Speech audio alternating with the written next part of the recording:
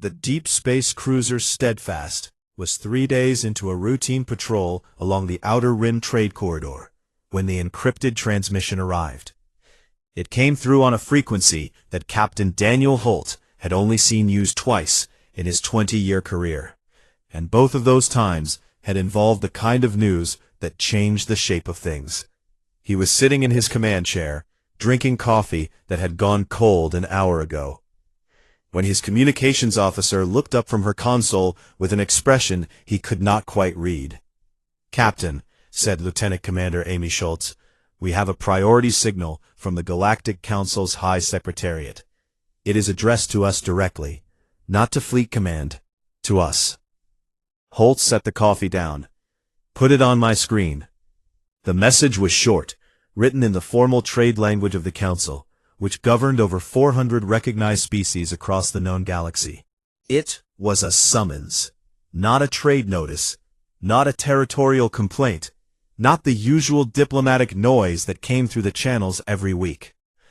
It was a formal invitation to the Chamber of Echoes on Sullivan Prime, the political heart of the galaxy. And it was addressed not just to Earth's ambassador, but to, as the message put it, a representative vessel and crew of the human species. The bridge went quiet. Everyone knew what the Chamber of Echoes was. It was the place where the most important decisions in galactic history had been made for over 12,000 years. Wars had been declared there. Peace treaties had been signed there. And on very rare occasions, species had been honored there.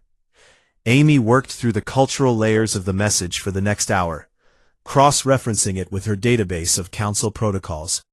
She came to Holt's ready room when she was finished. There are only 2 reasons the Secretariat uses this kind of language: a sentencing or a tribute. Since we are not under any known indictment, I believe it is the second one. Holt leaned back in his chair. A tribute. Yes, sir. If I am right, this would be the 20th tribute in the entire recorded history of the Council. The last one was given to the Tyroleans over 800 years ago. Holt thought about that for a moment, then opened a secure channel to Ambassador Nate Calloway, Earth's senior diplomatic envoy, who was already stationed on Sullivan Prime. Calloway's face appeared on the screen. He was a tall, thin man with kind eyes and the careful manner of someone who had spent years choosing his words before he spoke them.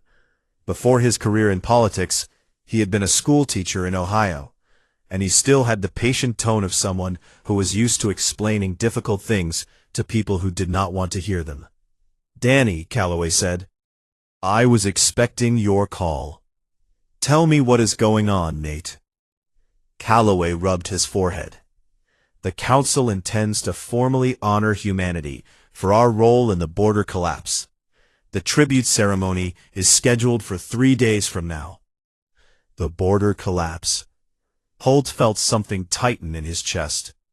It had been 9 years, but the memory had not faded.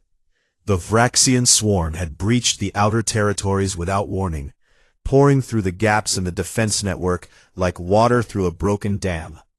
Colony worlds fell in days, entire populations were consumed.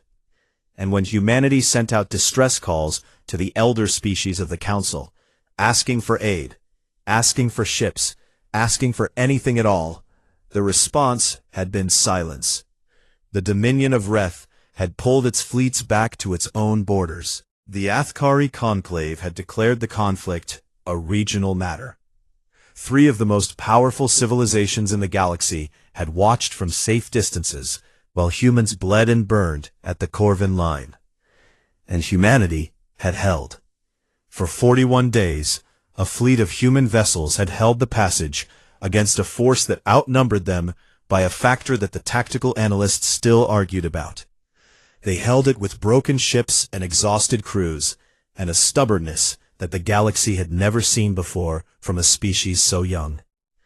When the swarm finally broke and retreated, the human fleet was in ruins.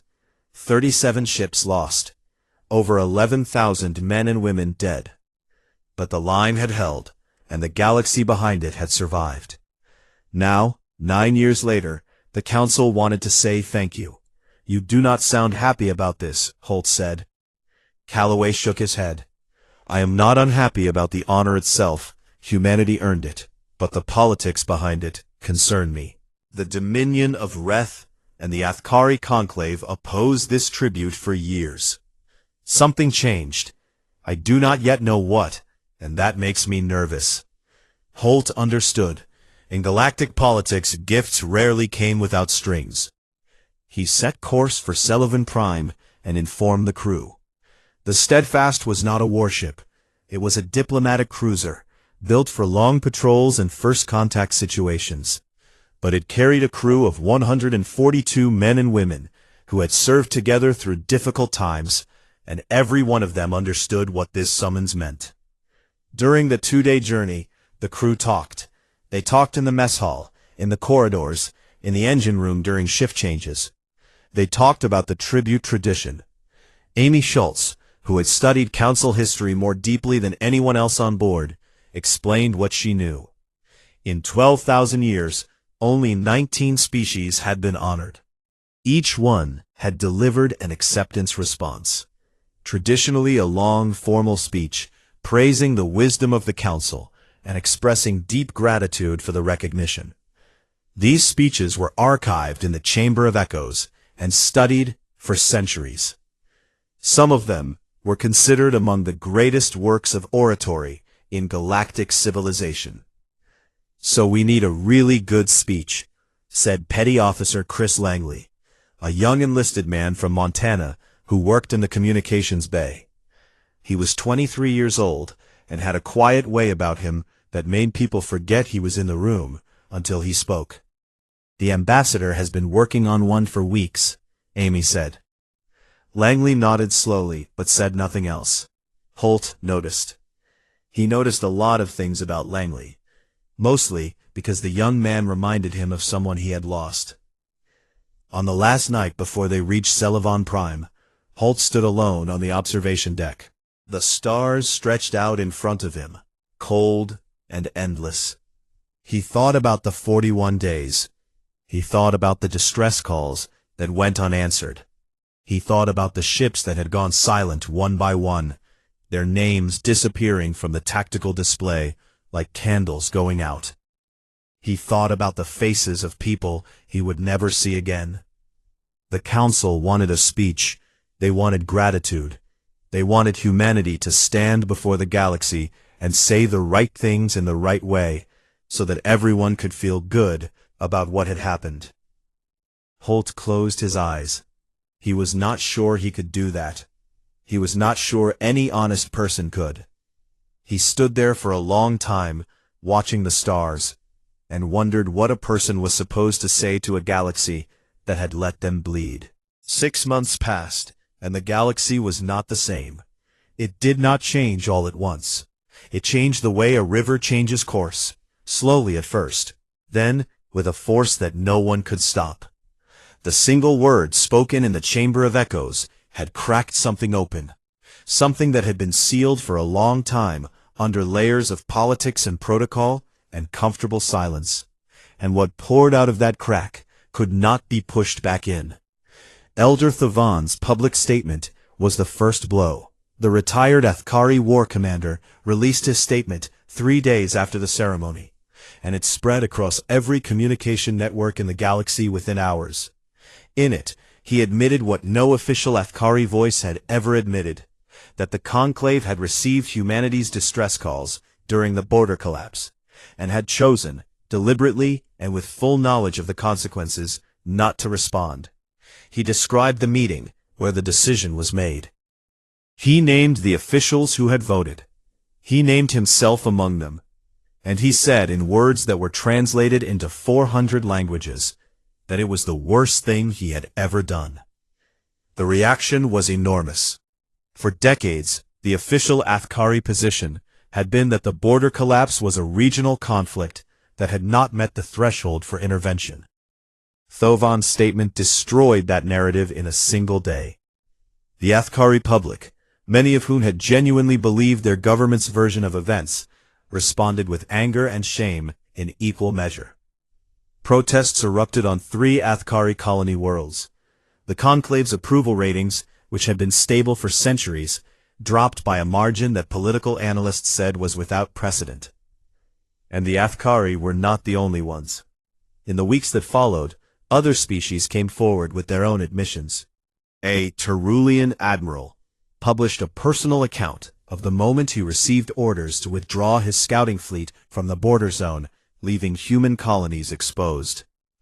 A Rethian historian released classified documents showing that the Dominion had calculated the probable human casualties of non-intervention and had deemed them an acceptable variable. Each admission landed like a stone in still water, sending ripples outward that touched every corner of galactic civilization. The Dominion of Reth's proposed military pact never made it to a formal vote. It died quietly in committee, killed not by opposition, but by irrelevance. No delegate was willing to stand before the council and propose restrictions on the species that the galaxy had just been forced to admit it had abandoned. Delegate Sarin's secret communications with Earth's diplomatic office had helped, providing inside information about the pact's provisions and the political pressure points that could be used to dismantle it. But in truth, the pact was already dead before her information arrived. The mood of the galaxy had shifted too far. In its place, something unexpected grew. A coalition of younger species, civilizations that had joined the Council in the last few thousand years, and had always occupied the lower tiers of galactic politics, began to organize. They called themselves the Remembrance Compact, and their founding principle was simple. No species should ever be left to stand alone against a common threat. It was not a military alliance. It carried no obligation to go to war. It was a promise. A promise that if one of them called for help, the others would answer. Earth did not create the compact. It grew on its own, seeded by the conversations that had been happening on 1,000 worlds since the day Holt spoke his word. But when the compact's founders sent a formal invitation to Earth, Secretary General Laura Maddox accepted it without hesitation. Maddox was a pragmatic woman. She had been a governor before she was elected to lead the United Earth Assembly, and she understood power and politics as well as anyone alive. But she also understood moments, and she knew that this one mattered more than any trade deal or treaty she would ever sign. She addressed the assembly from the floor of the Great Hall in Geneva, and she spoke about what had happened and what it meant. She talked about the weight of a single word. She said that humanity had not spoken it to punish anyone or to start a fight. They had spoken it because it was true, and because the truth, no matter how uncomfortable, was the only foundation worth building on. She announced that Earth would open its military academies to officers from allied species for the first time in history. Not to build an army, she said, but to build trust. Because trust was the thing that had been missing at the Corvin line, and it was the thing that no treaty could create on its own. The Assembly approved the measure by a margin that surprised even Maddox. Captain Holt was offered a promotion to Admiral. He was told it was well-deserved, that his actions had changed the course of galactic diplomacy, that he had earned a place at the highest table. He declined. He sat across from Admiral Pritchard in her office on Luna, and told her, with the same quiet certainty that had carried him to the podium on Sullivan Prime, that he belonged on a ship. "I am not a politician," he said. "I am not a diplomat. I said one word, Grace. That does not make me qualified to sit behind a desk and move fleets around a map." She had known him for 15 years, and she had learned that arguing with Daniel Holt, when he had that look on his face, was like arguing with a river about which way to flow. "Where do you want to go?" she asked. "The frontier, the outer territories. That is where the real work is. Not in assembly halls and committee rooms. Out there where people are still rebuilding, where species are meeting each other face to face for the first time. That is where trust gets built." Pritchard signed the reassignment orders that afternoon. The Steadfast departed Luna 3 weeks later, bound for the outer territories on a goodwill mission that had no fixed end date. The crew was the same. Amy Schultz was at her station on the bridge, monitoring the communication channels with her usual sharp focus. Chris Langley had been promoted to communication specialist and had moved to a larger station, though he still kept his brother's flag pinned above his bunk. On the second day of the journey, Amy came to halt with a piece of information that made him stop and sit down. "The word has entered the formal diplomatic lexicon of 37 species," she said. "They have adopted it as an official term. It means to honor a debt of silence, the acknowledgement of a wrong committed through inaction." Holt shook his head slowly. "I did not mean it as an accusation." Amy looked at him with the expression she reserved for moments when she thought he was being a little bit foolish. "That is exactly why it worked, sir. If you had meant it as an accusation, they would have defended themselves. But you did not accuse anyone. You just asked them to remember. And once they did, they had to decide for themselves what that memory meant. You gave them the choice, and most of them chose to be honest." Holt thought about that for a long time after she left. He was not sure she was right. He was not sure he deserved the credit she was giving him. He had stood at that podium with the faces of the dead in his mind, and the silence of the galaxy in his ears. And he had said the only thing that felt true. That was all. The rest, the admissions, the compact, the academies, the shift in the way 400 species looked at each other and at themselves, that was not his doing. That was the galaxy deciding, one conversation at a time, to be better than it had been. Maybe that was enough. Maybe that was all a single word could do. Not change everything, but open a door that had been closed for too long and let the light in. On Celavan Prime, the Chamber of Echoes stood empty. The delegates had gone home. The broadcast arrays had been powered down. The holographic translators drifted in the dark like sleeping fireflies. A maintenance worker from a small, quiet species that most of the galaxy had never heard of moved through the chamber with a cleaning tool, wiping dust from the ancient stone surfaces. His name did not matter to the history books. He was just a person doing his job in a room where important things had happened. He reached the podium and paused. He looked up at the vast, silent chamber, at the thousands of empty seats rising into the shadows above, at the carved inscriptions on the walls, the words of every tribute response that had been given in 12,000 years of council history. Some of them were hundreds of lines long, some filled entire panels of stone. They were beautiful and grand and full of the kind of language that diplomats loved and ordinary people forgot. Beside the podium, freshly carved into the stone, was the newest inscription. It was the shortest in the chamber's history. Just one word, etched in clean, simple letters, in a language that was barely a century old by galactic standards. It read, "Remember." The maintenance worker looked at it for a long moment. He did not know much about human politics, or the border collapse, or the complicated web of alliances and resentments that held the galaxy together. But he knew what the word meant. Everyone did now. He finished his work and left the chamber, turning off the lights behind him. The word remained, carved in stone, waiting in the dark for the next person who needed to read it. And far away, on the edge of the frontier, the Steadfast moved through the stars, carrying its crew toward whatever came next. The galaxy was vast and old, and full of species that did not always understand each other. But something had changed.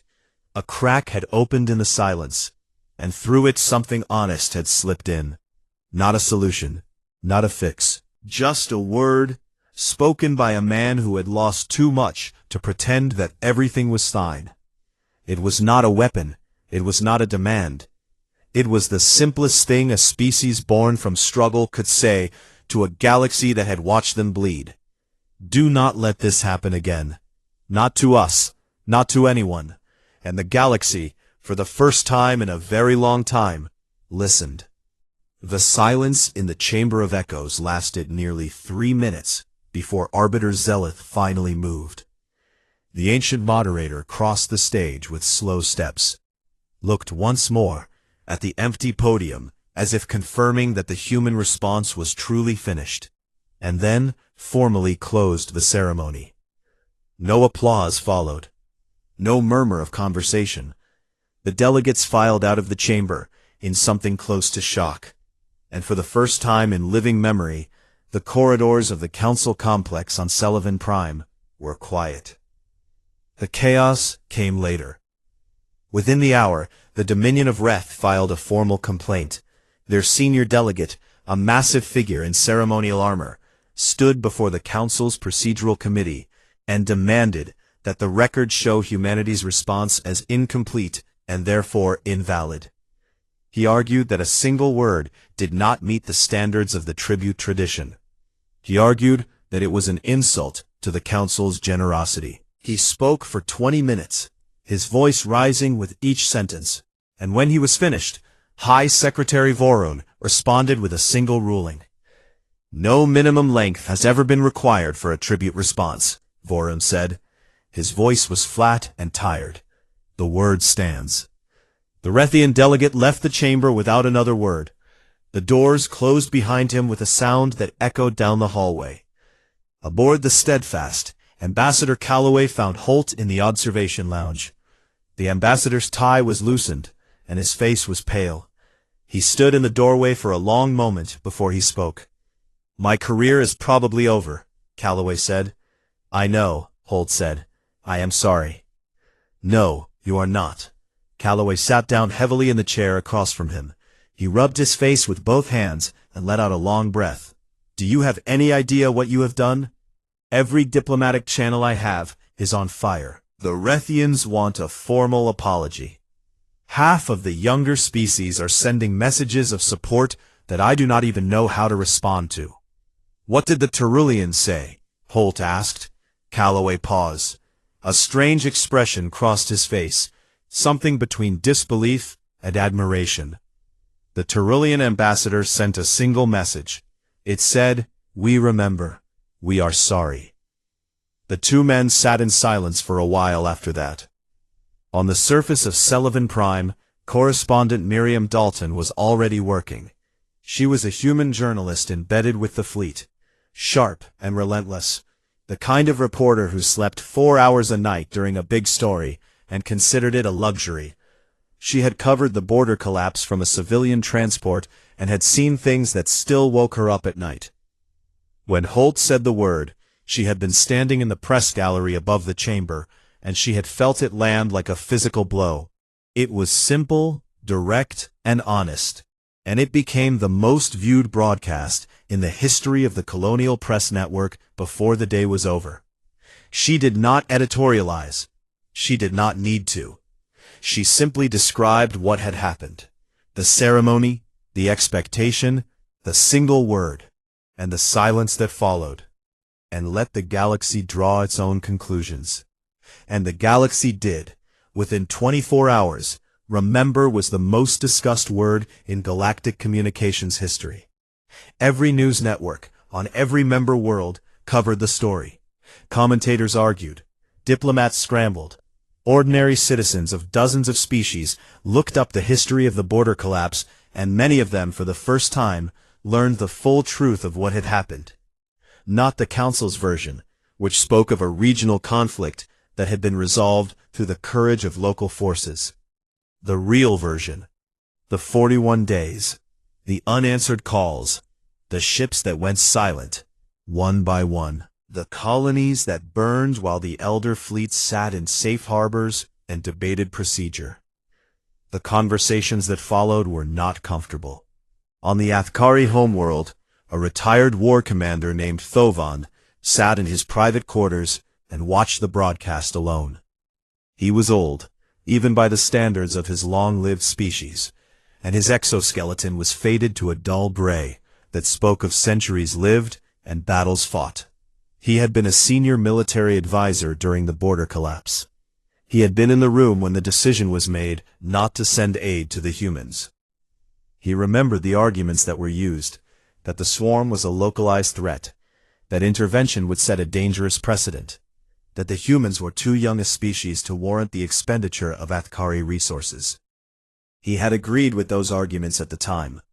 He had voted in favor of non-intervention. And in the years since, he had carried that vote with him like a stone in his chest. He opened a personal archive that he had kept sealed for 9 years.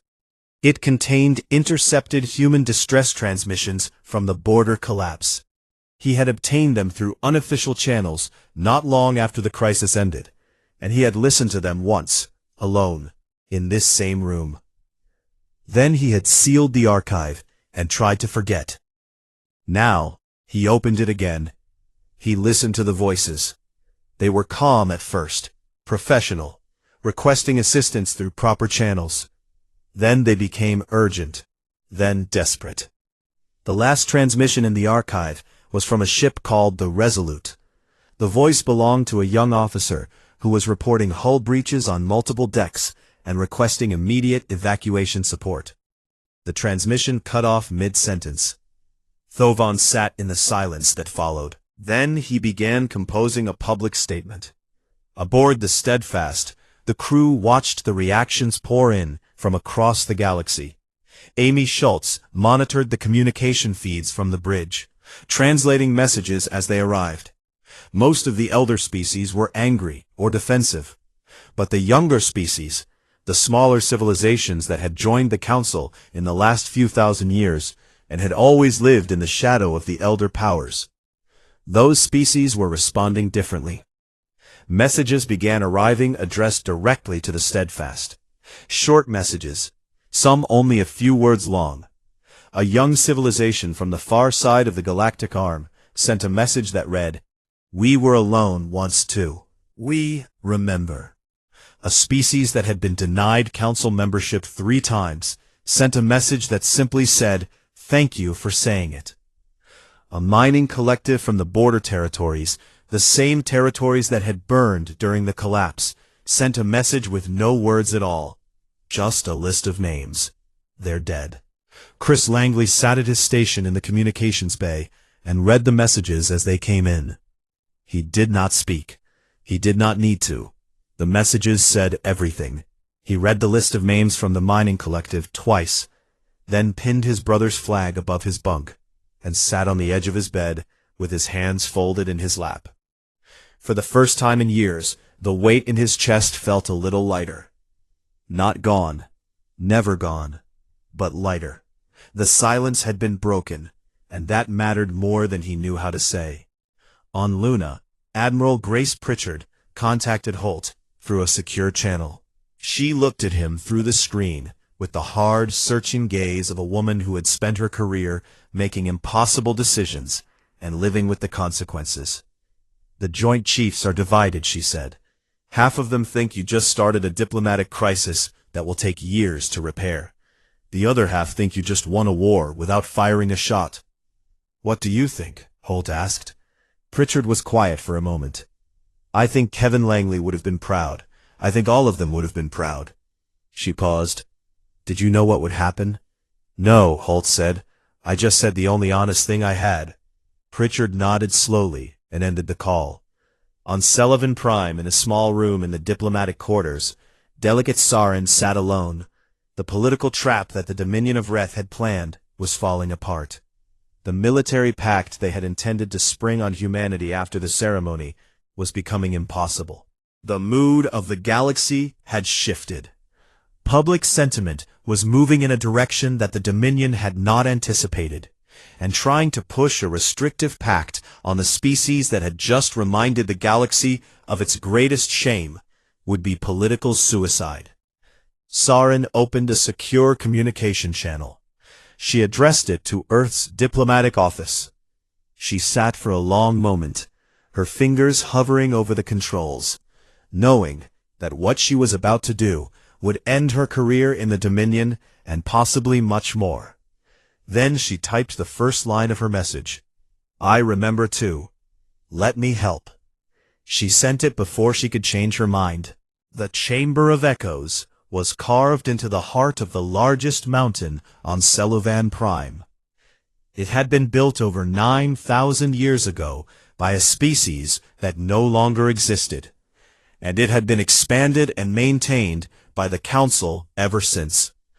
The chamber was vast. Its ceiling disappeared into shadow far above, and its walls were lined with thousands of seats arranged in rising tiers that curved around a central stage like the inside of a shell. Every seat was filled.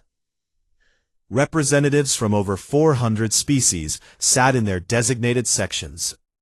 The Athkari delegation occupied the highest tier, their tall insectoid forms motionless, their compound eyes reflecting the light from the floating holographic translators that drifted through the air like slow-moving stars.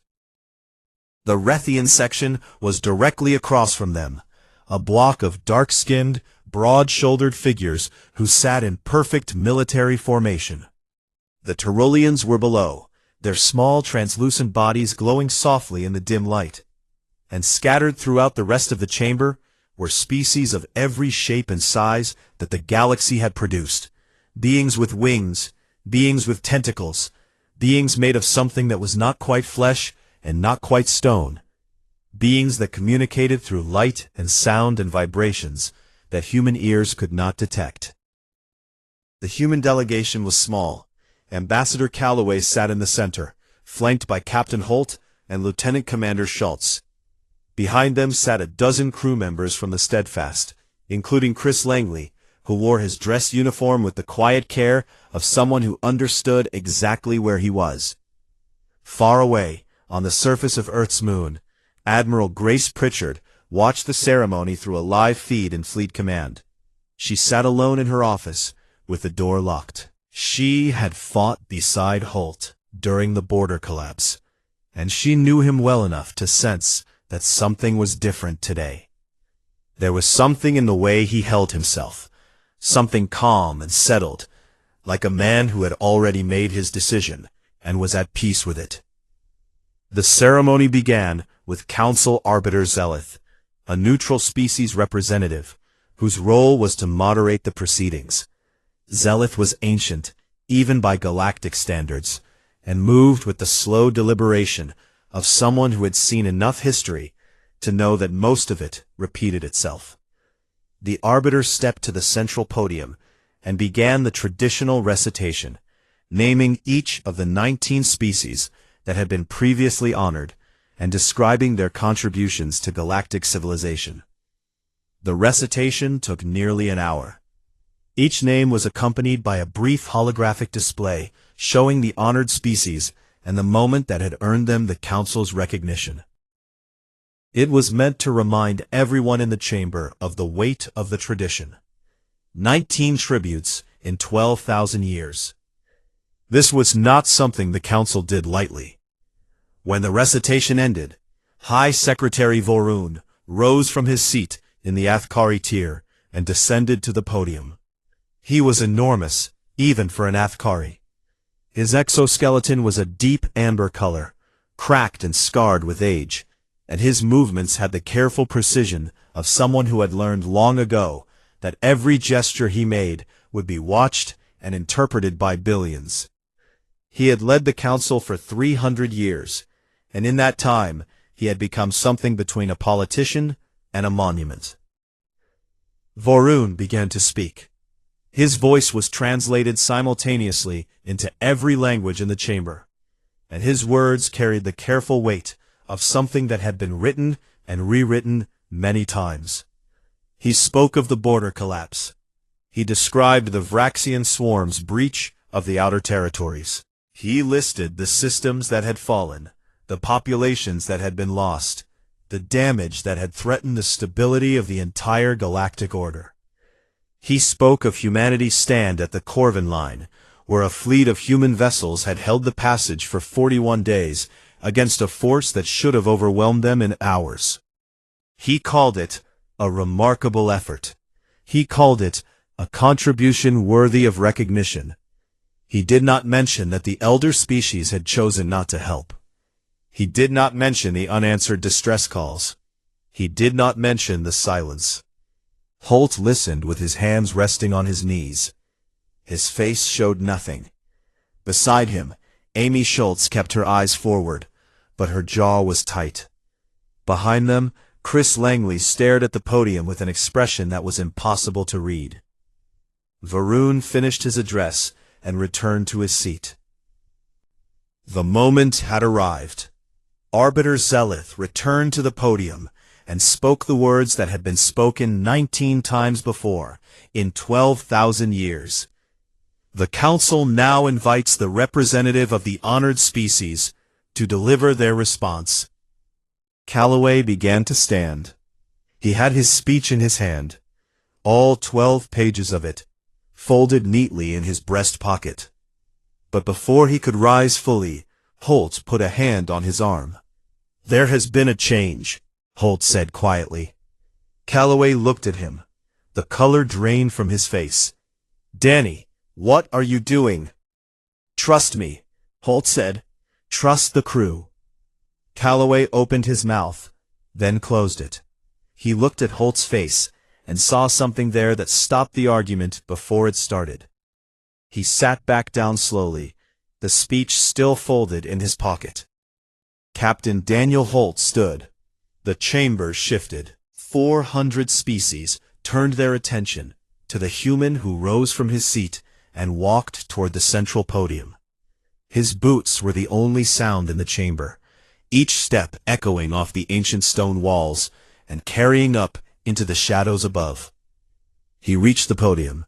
He placed his hands on its surface. He looked out at the chamber. He saw the Athkari in their high seats, ancient and still. He saw the Rethians in their rigid formation, powerful and watchful.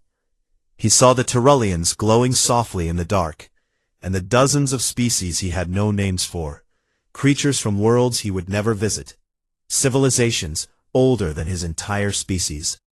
He saw them all looking at him, waiting for the speech, waiting for the gratitude, waiting for humanity to say what every other honored species had said for 12,000 years. He took a breath. "Remember," he said. His voice was steady and clear, and it carried through the chamber without effort. The acoustics of the ancient room did exactly what they had been designed to do. The word reached every seat, every tier, every corner of the vast space. The holographic translators caught it and began their work, cycling the word through 400 languages, sending it out through the broadcast arrays to every member world in the galaxy. Then Holt stepped back from the podium and walked to his seat. The chamber was silent. Arbiter Zelith waited at the edge of the stage, expecting more. There was no more. The Arbiter looked at the human delegation, then at the podium, then back again. 10 seconds passed, 20, 30. No one moved, no one spoke. The translators had finished their work, and the word hung in the air in 400 languages, each one carrying the same weight. It was not gratitude. It was not celebration. It was not praise for the council or hope for cooperation. It was something else entirely. It was a mirror held up to the conscience of every species in the room.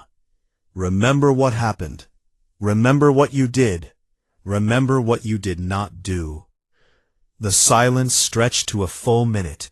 In 12,000 years of council proceedings, no silence had ever lasted so long. The chamber held its breath, and across the galaxy, trillions of beings stared at their screens and felt something shift inside them, something heavy and old and long overdue. In her office on Luna, Admiral Grace Pritchard set down her coffee. Her hands were shaking.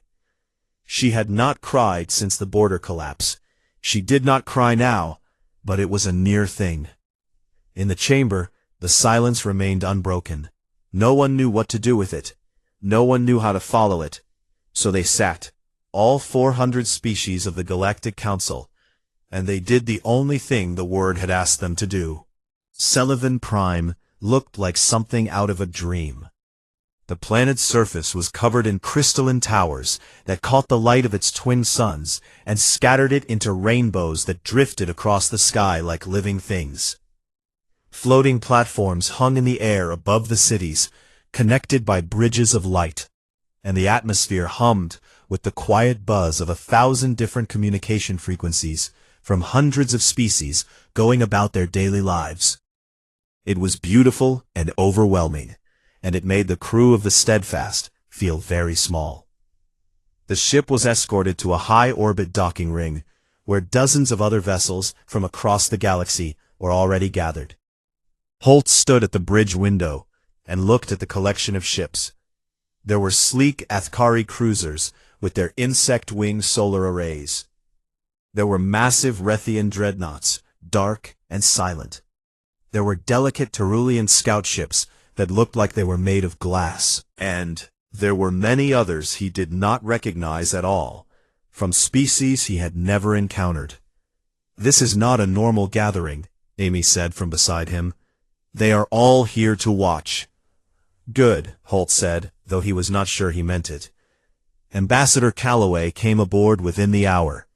He looked tired.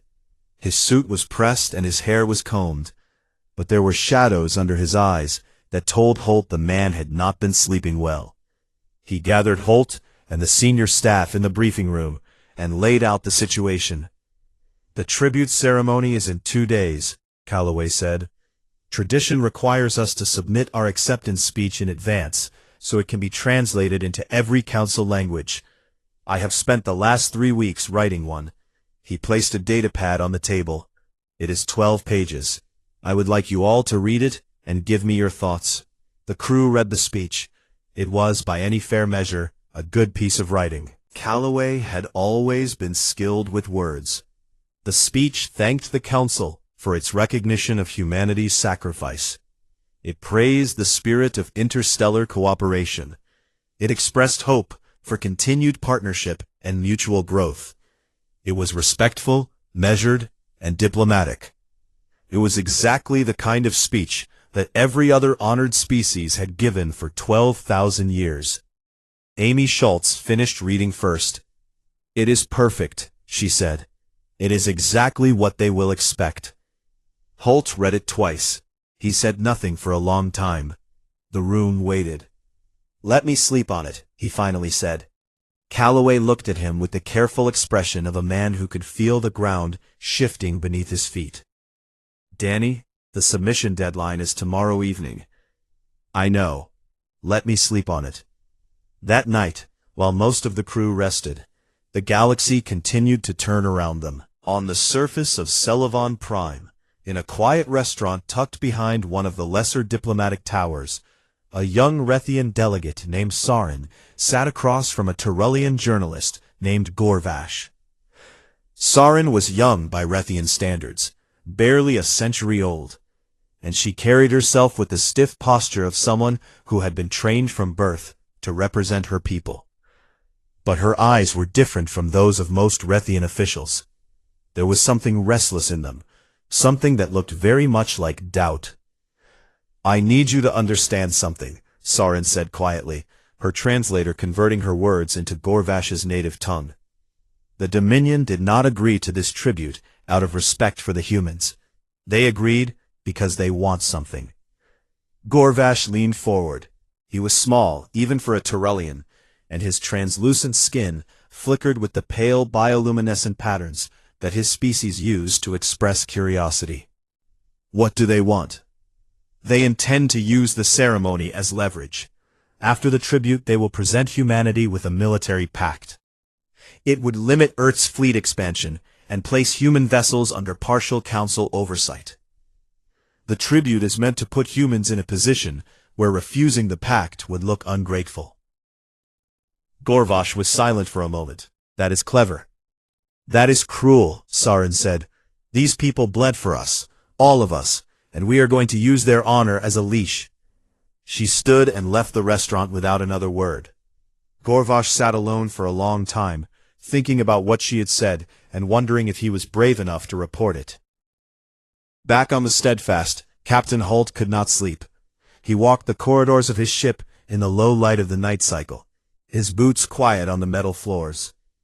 The ship was never truly silent. There was always the hum of the engines, the soft clicking of the life support systems, the distant murmur of someone on watch. These were the sounds that had been his home for 20 years. He found himself outside the enlisted quarters on Deck 4. The door was open, and a thin light spilled out into the corridor. He looked inside and saw Chris Langley sitting on the edge of his bunk, holding a folded flag in his hands. Holt knew that flag. He had seen Langley take it out before, always when the young man thought no one was watching. It was the burial flag of Langley's older brother, Petty Officer First Class Kevin Langley, who had served aboard the destroyer Resolute during the border collapse. The Resolute had been one of the 37 ships lost at the Corvin line. There had been no survivors. Holt stepped into the room. Langley looked up, but did not try to hide the flag. "Could not sleep either?" Holt asked. "No, sir," Langley replied. Holt sat down on the bunk across from him. For a while, neither of them spoke. The ship hummed around them. "I read the ambassador's speech," Langley said at last. "It is a good speech." "It is," Holt agreed. "It says all the right things. It is polite, it is grateful." Langley paused. He ran his thumb along the edge of the folded flag. "But it does not say what happened. Not really. It does not talk about the calls we sent out. It does not talk about the silence. It does not say that my brother died waiting for help that was never coming." Holt watched the young man's face. There was no anger in it. That was the thing about Langley. There never was. There was just a sadness so deep and so quiet that it made Holt's chest ache. "I do not want them to feel guilty," Langley said. "That is not what I mean.